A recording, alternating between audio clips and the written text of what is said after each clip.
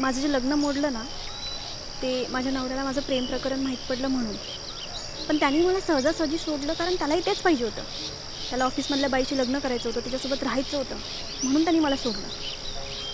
पण ज्याच्यासाठी मला सोडलं तो अमित, ज्याच्यावर मी प्रेम करत होते, त्यानेही मला सोडलं. आणि त्यानंतर ते किती आले आणि किती गेले काही मोजमापच नाही आहे. म्हणून मी तुला हे अनुभवातून सांगते की तू ज्या मुलाला निवडलंस ना, तो वाईट आहे. आणि मी तुला हे 100% ठामपणे सांगू शकते. मला कळत नाही आहे तू काय बोलते. तू हराबद्दल तर नाही बोलत ना? हऱ्या चांगला माणूस आहे, पण वशा खरंच वसाड आहे. आणि हऱ्या माझ्या जवळचं आहे म्हणून मी तुला हे सांगते असं नाही आहे. जर वशाचं तुझ्यावर खरंच प्रेम असतं ना, तर मी हऱ्याला स्वतः बोलली असती की तुला सोड म्हणून.